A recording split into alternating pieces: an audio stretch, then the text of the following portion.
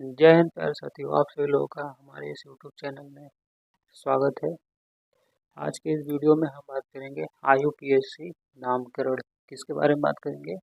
IUPAC नामकरण, जिसका पूरा नाम होता है international union of pure and applied chemistry. ठीक है, जिसको हिंदी भाषा में हम बोलते हैं रसायनों के नामकरण की एक अंतर्राष्ट्रीय पद्धति। देखिए, जो IUPAC नामकरण है ये किस लिए अपनाया गया? जितने भी कार्बनिक यौगिक हैं उन सभी का नाम लिखने के लिए या उसे किसी नाम से संबोधित करने के लिए IUPAC नामकरण का निर्माण किया गया। इसके पहले कार्बनिक यौगिकों का नामकरण के लिए एक नई पद्धति आई थी, जिसे हम साधारण नामकरण या निरर्थक नामकरण पद्धति कहते हैं। इसमें हम कार्बनिक यौगिकों को 3 तरीके से नामकरण कहते थे। जिसमें पहला होता था नॉर्मल हाइड्रोकार्बन, दूसरा आइसो हाइड्रोकार्बन, तीसरा नियो हाइड्रोकार्बन। ठीक है, तो आज के इस वीडियो में हम इन्हीं सब चीज़ों के बारे में बात करेंगे कि किसी भी कार्बनिक यौगिकों का IUPAC नामकरण कैसे करते हैं। कोई भी आपको बोर्ड एग्ज़ाम, आपको पता ही है क्लास 10th और 12th का बोर्ड एग्ज़ाम फरवरी से शुरू होने वाला है। तो क्लास 10th में भी IUPAC नामकरण पढ़ना है और 12th में भी IUPAC नामकरण पढ़ना है। तो जो बच्चे होते हैं उनको IUPAC नामकरण लिखने में बहुत परेशानी होती है। परेशानियाँ इसलिए होती हैं क्योंकि उनको IUPAC नामकरण का जो बेस है वो आपको पता होना चाहिए। और IUPAC नामकरण लिखते समय उसके कुछ नियम होते हैं। यदि आपको वो नियम याद है तभी आप किसी भी कार्बनिक यौगिकों का नामकरण आसानी से कर सकते हैं। तो आज के इस वीडियो में हम इसी के बारे में बात करेंगे।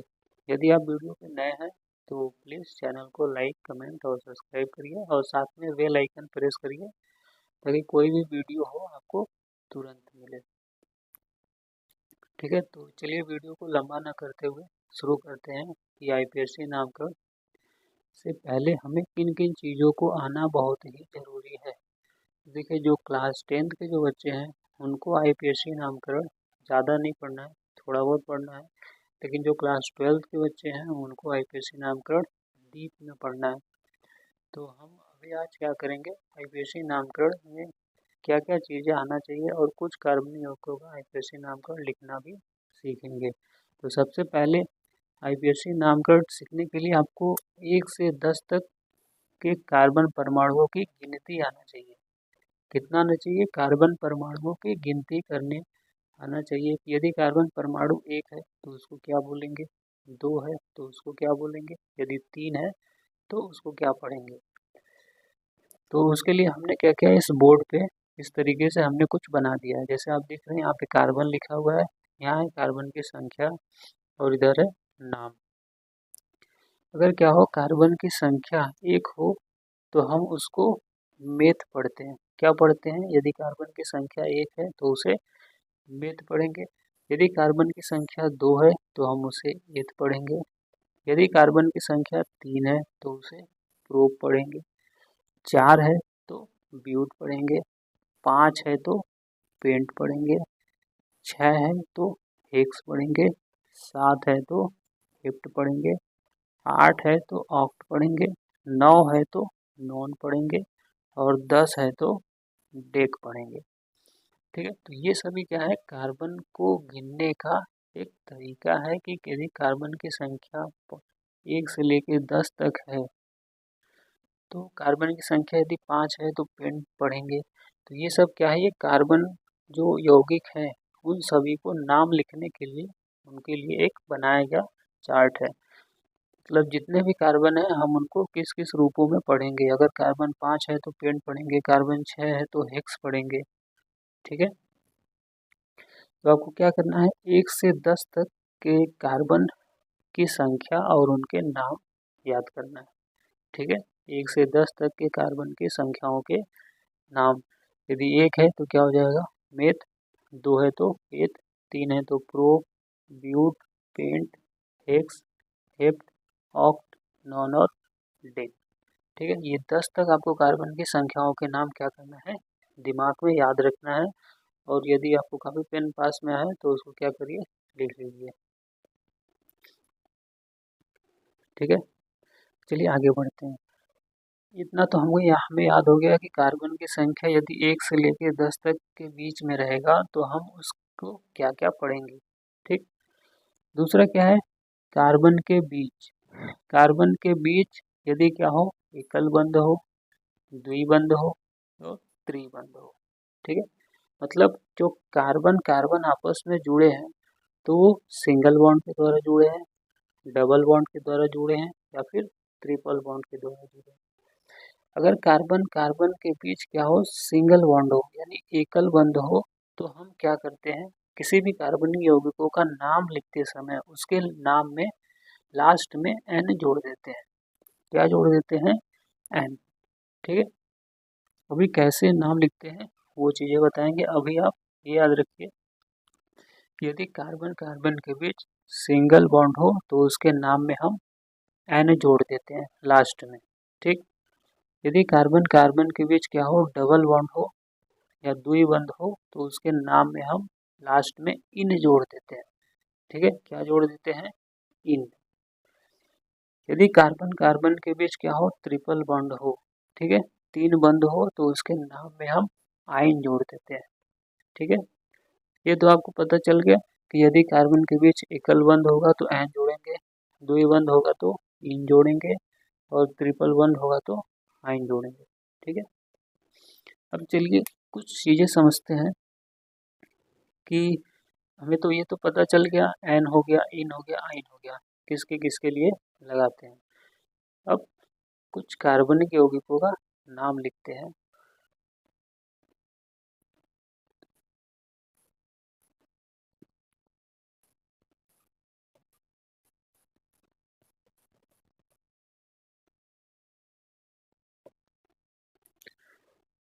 ठीक है, कार्बनिक यौगिकों का नाम लिखने के लिए जैसे हमने कह दिया, यहाँ पे क्या है, कार्बन है एक, कार्बन एक, इस तरीके से क्या है, कार्बन है। ठीक है, दूसरा यहाँ पे क्या है, इस तरीके से।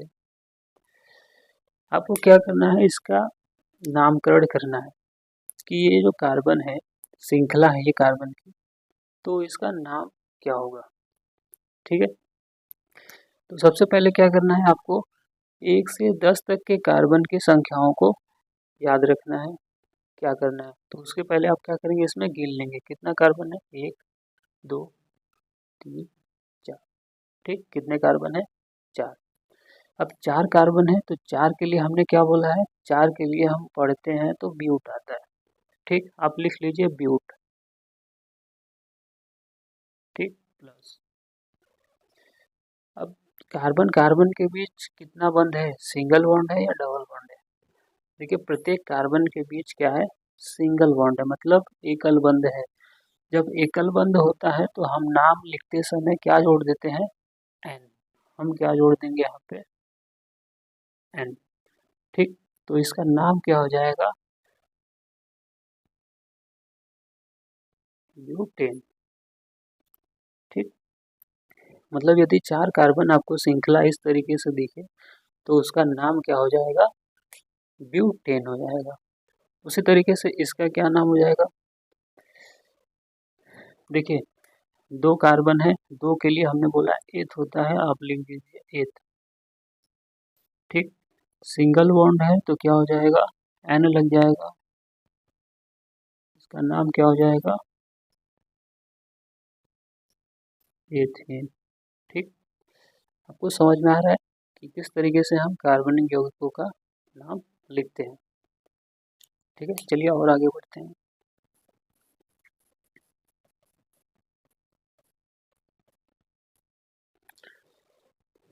सपोज करिए हम क्या करें, डबल बॉन्ड क्या बना रहे हैं, इस तरीके से है, यहाँ पे डबल बॉन्ड हो गया, फिर इस तरीके से है, यहाँ पे डबल बॉन्ड हो गया, इस तरीके से है ये।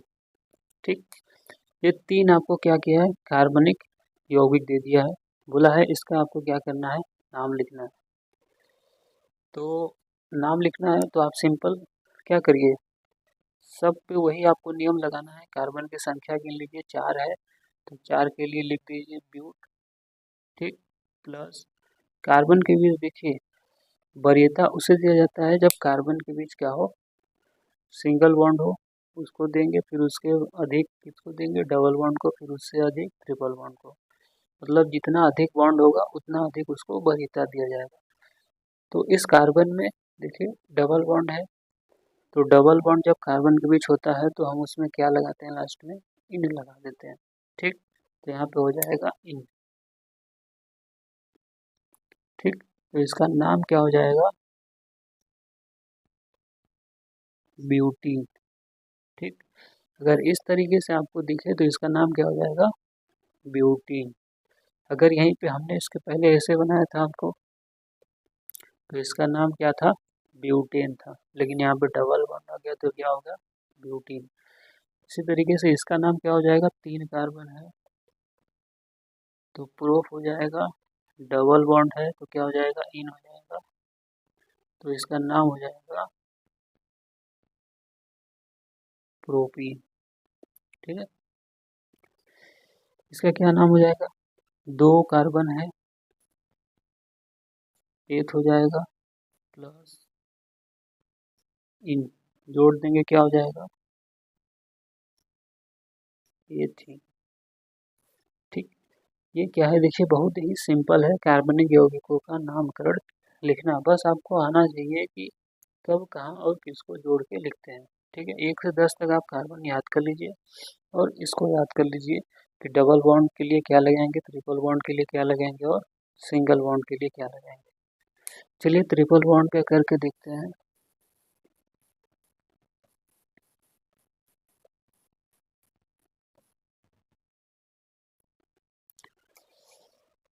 ट्रिपल बॉन्ड के लिए समझ लीजिए कि आपको ऐसे दिया है, एक कार्बन है इस तरीके से, यहाँ बोल दिया, इसका लिखिए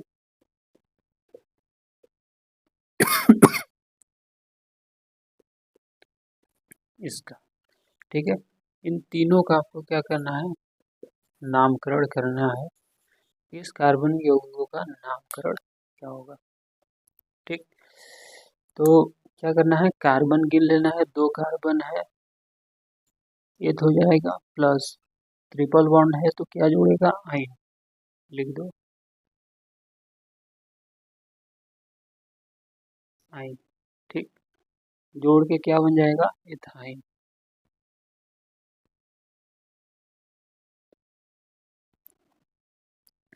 ठीक है, मतलब जब इस तरीके से आपको कार्बन मिले 2 कार्बनों के बीच तो उसका नाम क्या हो जाएगा, एथाइन। इसी तरीके से इसका नाम लिखेंगे, 3 कार्बन है तो प्रोप हो जाएगा प्लस आइन, क्या नाम हो जाएगा, प्रोपाइन।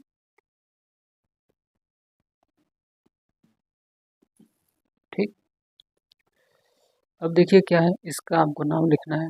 इसमें कंफ्यूजन नहीं होना है कि कार्बन इसको ऐसे मोड़ दिया। ठीक, यदि आप इसे पढ़ के खींचेंगे तो ये थोड़ा लंबा हो जाएगा, तो इसको भी क्या करना है, गिर लेना है, 1 2 3 4 5, 5 कार्बन है, 5 के लिए पेंट होता है प्लस आइन, तो इसका नाम क्या हो जाएगा, पेंटाइन। ठीक, नाम क्या हो जाएगा, पेंटाइन। देखिए सिंगल बॉन्ड कितनी बार है, इस पे ध्यान नहीं देना, इस पे ध्यान ये देना है कि अगर किसी भी कार्बन श्रृंखला में डबल बॉन्ड कितना है और ट्रिपल बॉन्ड कितना है। मतलब डबल, इसमें देखिए ट्रिपल बॉन्ड एक है तो नाम इसी के आधार पे पढ़ेगा, ना कि इस सिंगल बॉन्ड के आधार पे। ठीक है, इसलिए इसका नाम हो जाएगा पेंटाइन। यहाँ पर भी इसका नाम क्या हो जाएगा, प्रोपाइन, और यहाँ पे एथाइन। ठीक है, तो इन तीनों को कार्बन के बीच डबल बॉन्ड रहेगा, सिंगल बॉन्ड रहेगा और ट्रिपल बॉन्ड रहेगा, तो क्या नाम लिखेंगे ये आपको समझ में आ गया है। चलिए आगे बढ़ते हैं।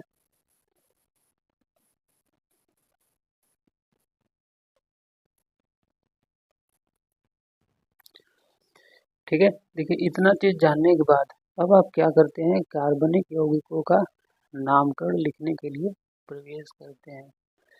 तो कार्बनिक यौगिकों का नामकरण सबसे पहले साधारण नामकरण किया जाता था, जिसे हम निरर्थक नामकरण के नाम से जानते थे। तो जो निरर्थक नामकरण है वो 3 तरीके से होता था। पहला नॉर्मल, दूसरा आइसो, तीसरा नियो। ठीक है, तो हम बात करेंगे पहला ये नॉर्मल।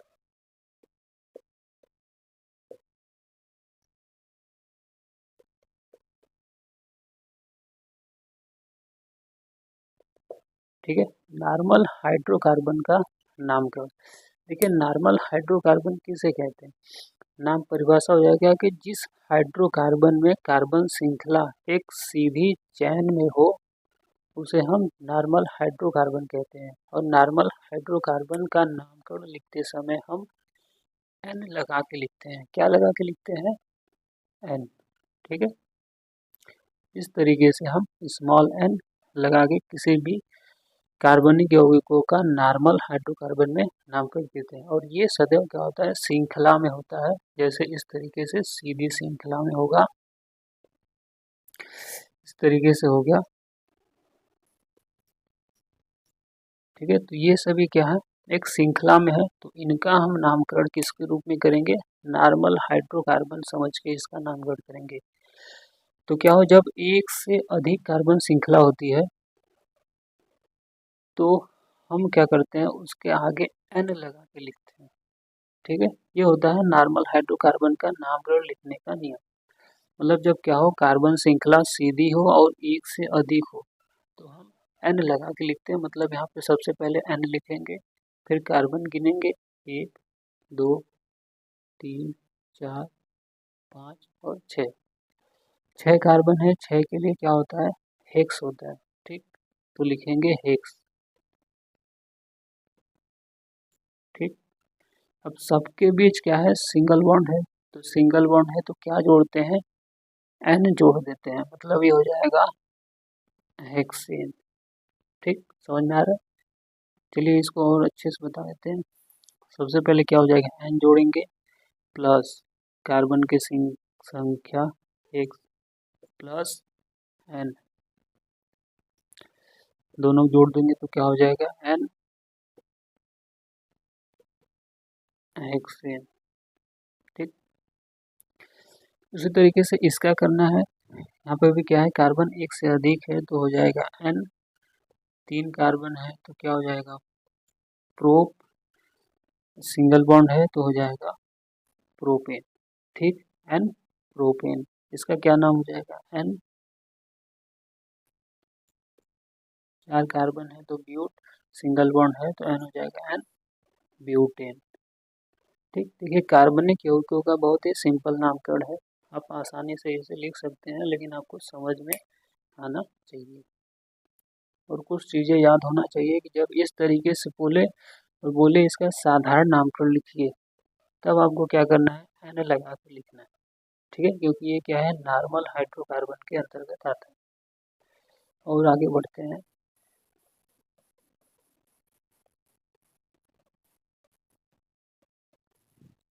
दूसरा क्या है?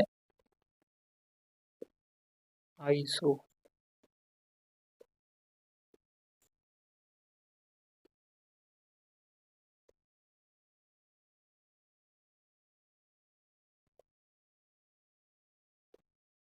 ठीक है, आइसो हाइड्रोकार्बन साधारण नामकरण में दूसरा आता है आइसो हाइड्रोकार्बन। आइसो हाइड्रोकार्बन क्या होता है? हम बोलते हैं या जिस हाइड्रोकार्बन में एक कार्बन से 2 कार्बन श्रृंखलाएं जुड़ी होती हैं उसे हम बोलते हैं आइसो हाइड्रोकार्बन। आइसो हाइड्रोकार्बन का नामकरण लिखते समय हम आइसो लगाकर लिखते हैं। ठीक है, सपोज करिए क्या हो जाए इस तरीके से कि एक कार्बन है, इससे क्या हो? 2 कार्बन जुड़ा हो, इस तरीके से। ठीक है, ऐसे हो या इस तरीके से कार्बन हो, इससे क्या हो? 2 कार्बन, एक कार्बन से 2 कार्बन इस तरीके से जुड़ा हो, तब आपको क्या करना है? वहाँ पे आइसो लगाना है। ठीक है, मतलब आइसो के लिए क्या हो जाएगा? जब क्या हो? कार्बन ऐसे हो और यहाँ पे हो, तो इसके लिए हम आइसो लगाते हैं। ये चीज़ हमेशा याद रखिए।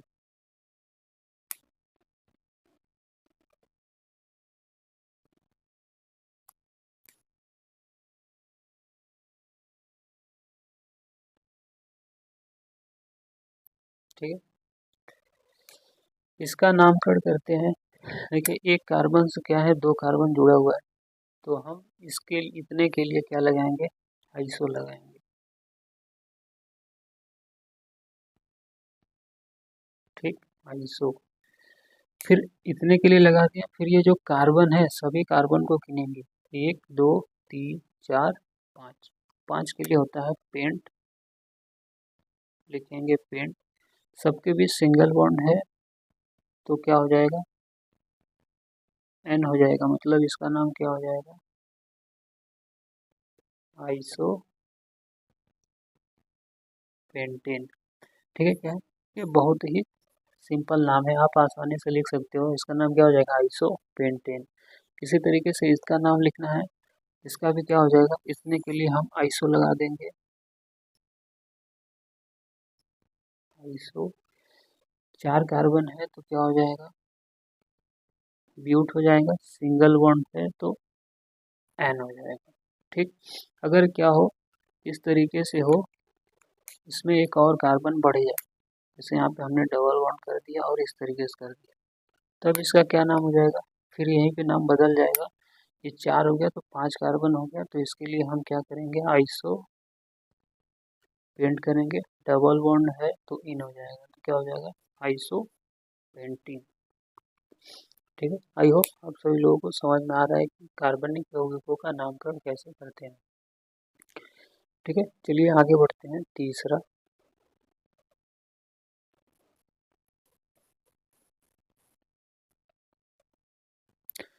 तीसरा और लास्ट है हमारा नियो।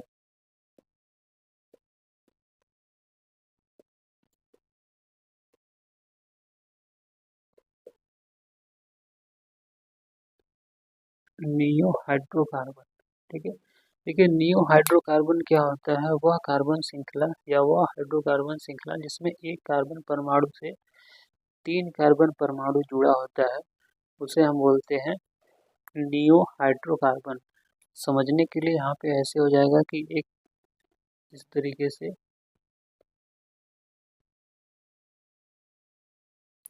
ठीक, एक कार्बन से क्या है, 3 कार्बन जुड़ा हुआ है। समझने के लिए इसको हम,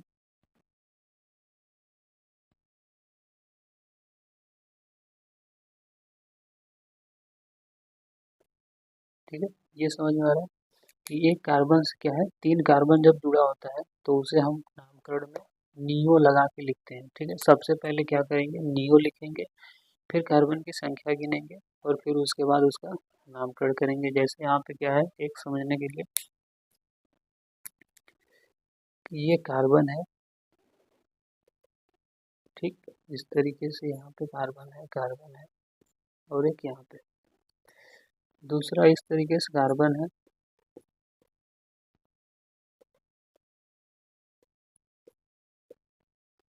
ये। ठीक है, इन दोनों का आपको क्या करना है, नामकरण लिखना है कि नाम क्या होगा। तो इसके लिए, इतने के लिए हम क्या लगाते हैं, नियो, तो लिखेंगे नियो। ठीक, अब पूरे कार्बन को गिन लेंगे, कितना कार्बन है, 5 है, तो 5 के लिए पेंट हो जाएगा। ठीक है, अब सबके बीच सिंगल बॉन्ड है तो एन हो जाएगा, तो इसका नाम क्या हो जाएगा, नियो पेंटेन। ठीक, उसी तरीके से ये है, इसने के लिए हम लगा देंगे नियो, नियो। ठीक, ऐसे करेंगे, कितना कार्बन है, 4 5 6, 6 कार्बन है, 6 के लिए होता है हेक्स, हेक्स लिख दीजिए, सिंगल बॉन्ड है तो हेक्सेन। ठीक, इसका नाम क्या हो जाएगा, नियो हेक्सेन। अगर यहाँ पे क्या हो जाए, डबल बॉन्ड हो जाए तो इसका नाम क्या हो जाएगा, हेक्सीन। ठीक है, नियो हेक्सीन। देखिए जैसे भी उसमें कार्बन के श्रृंखलाओं के बीच जो बॉन्ड है, एकल बंध, द्विबंध, त्रिबंध, जैसे भी चेंज होगा तुरंत उसका नाम क्या हो जाएगा, परिवर्तित हो जाएगा। अगर अगर सिंगल है तो एन हो जाएगा, डबल है तो इन हो जाएगा, ट्रिपल हो तो आइन हो जाएगा। ठीक है, जैसे यहाँ पे ट्रिपल कर दिए तो ये क्या हो जाएगा, आइन हो जाएगा। लेकिन कार्बन कार्बन के बीच कभी फोर बॉन्ड कभी नहीं होता है, ये हमेशा याद रखना। अगर कहीं पे भी ऐसा देखा हुआ मिले तो ये गलत है। ठीक है, कार्बन हमेशा 4 लोगों के साथ जुड़ता है, लेकिन स्वयं कार्बन कार्बन के बीच 4 बॉन्ड कभी नहीं आता। ये तो हो गया साधारण नामकरण। ठीक है, यदि आपको समझ में आ गया तो चलिए हम कुछ दे रहे हैं जिसे आपको क्या करना है, उन सभी का नामकरण लिखना है। पहला हम आपको दे रहे हैं नॉर्मल हाइड्रोकार्बन का नामकरण लिखिए, ये नॉर्मल है। दूसरा भी आपको इस तरीके से आपको इसका नामकरण लिखना है। तीसरा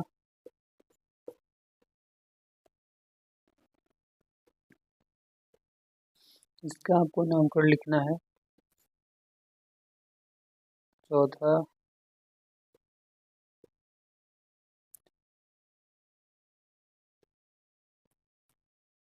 इसका नामकरण लिखना है। पांचवा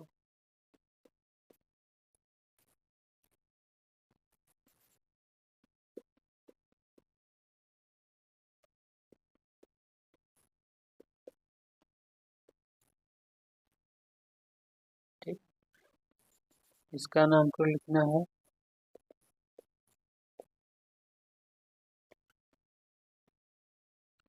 इसका नामकरण लिखना है सातवां। आठवां आपको लिखना है नामकरण में इसका।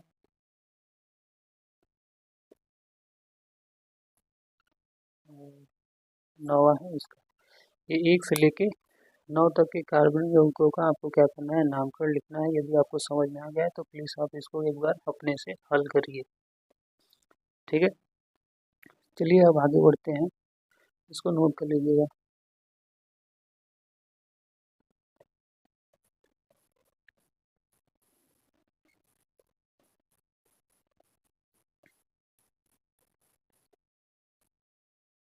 तो आज के लिए बस इतना ही। इसके वीडियो देखने के लिए आप सभी लोगों का